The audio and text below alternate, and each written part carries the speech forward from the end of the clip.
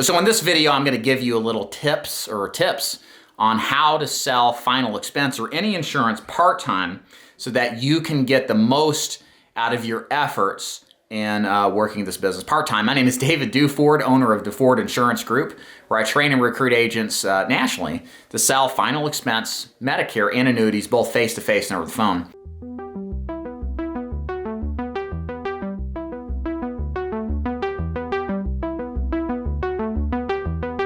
Kind of getting tired sitting here in the corner. I'm going to take you with me and come over here and talk. So what I am going to talk about today kind of is how you can do this stuff part-time. And by doing that, tell you my story as well. So can you sell insurance part-time successfully? The answer is an absolute yes. You absolutely can.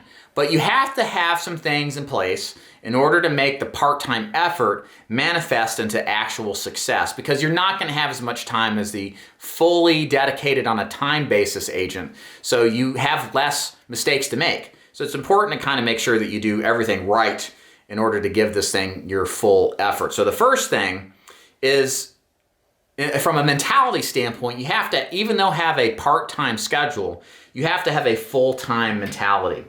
I started this business while also running a personal training gym. This was back in 2011. My business was failing in personal training. I had to make money elsewhere, and I stumbled across final expense insurance, jumped in it on a part-time basis because I didn't want to give up my gym even though I was making money. It was money, and I didn't know if this final expense thing was all it was cracked up to be. It was, and I did well before going full-time 6 months later. But how did I make part-time work personally? Well, first of all, I dedicated specific times in my schedule to make it work. I had the luxury of segmenting my personal training schedule on a 3-day-a-week work basis, and then those other 3 days, including Saturdays, to go out there and actually sell firsthand my final expense clients, so it worked well. You may not have as much flexibility, but that's not the point. You should look to your schedule and find the gaps in your schedule. Maybe it's in the evenings, maybe it's a weekend or two days on the weekends, and you need to take those times and kind of look at that as you having pay your price to be successful, to put in the time and those spare times you got to get good at this business, so maybe hopefully one day you can fully go full-time. So I like personally to recommend that if you're having time during the week, if you work a normal 9 to 5 like most of you do, consider highly working all day every single Saturday. Now I'm sorry guys if this sounds like too much work. This probably isn't for you if you're kind of guffawing at this, right? I mean, I went out every Saturday. Thankfully, I'm a really boring person. I wanted to work instead of, go party and do things. I saw the grandness of me actually doing this business successfully many years in advance. And I knew that paying my dues would be worth it. But a lot of you may be on the fence about this. As a side note, there's nothing ever you get in life that's meaningful that there's no price paid, okay? You have to pay the price to be successful. And in this context, maybe it's giving up your Saturdays with your wife, your kids, your friends, okay? And it's not going to be easy, but you got to ask yourself, is the price worth paying? It may not be, and then, well, okay, fine. But it was for me, and I would honestly and earnestly ask you to consider the same. Saturdays are fantastic days to sell on the phone or go face-to-face to see prospects, especially when your week is tight. And again, you have to think about where you will ultimately end up, which is hopefully running a full-time insurance agency or insurance business of yours where you're selling during the week and can have a normal life again. But this is probably the path or the price you have to pay, especially if you've got a full-time job you don't want to give up. So I definitely recommend working Saturdays.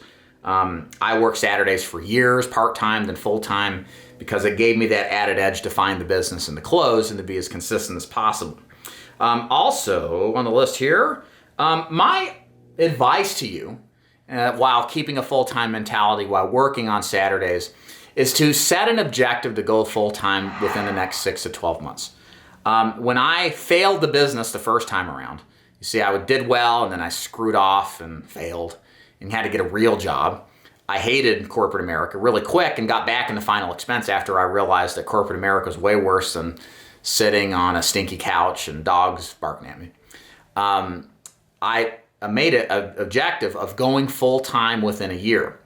I wanted to make sure before I left a full-time job working at Aramark at the time that I would have developed a significant sum of cash in my bank account, paid off a little bit of debt, so that when I would go solo and full-time in insurance sales, I would be financially ready. So you don't want to just start this business without an end game. Your first end point should be quitting your job. There's no better day in your career than never having to work for the man ever again. And you want to set a date for that to happen. So think 6-12 months out from where you are. You should be in the position to where in that period of time you developed enough sales and income and certainly skill set that going full-time is not going to be a big jump. In some ways, starting part-time, despite what others will think, is actually a great thing if you've got the discipline and the work necessary to make it work. For many people, they aren't motivated to work unless they need the money. If you're like that, you're going to find part-time work to be hard because after you hit your objectives in your main job, you may not be totally motivated to go sell. So you have to have a deeper reason. You know, like me, I hated working for somebody else. I pined for freedom and entrepreneurship again, and this working for somebody else stuff was it was against every fiber of my being, and I couldn't stand ever working for it on a long-term basis. So that motivated me that even though I was making money consistently, that it wasn't good enough. Money wasn't enough. The freedom that came from the business and the taste that I had in my mouth, that from my first failure, I just couldn't ever think about standing on this, working for somebody else exclusively. I had to get back into it. So you got to develop some kind of like motivation that's significant. And what it is for you is going to differ from me, perhaps, maybe be the same. But you got to put a deadline on yourself to take action and to take the leap forward. Okay, and it's going to be scary, it's going to be hard, but give yourself the time to do that. And I think what you'll find is that it'll make this business exciting. And going full-time should be your end goal, because the money, the freedom, all the good things that come from this business come from you fully invested in the business, okay? And the good news, though, is you get to develop your skill set. You get to be focused in it without as much stress, and you know you're going to get paid.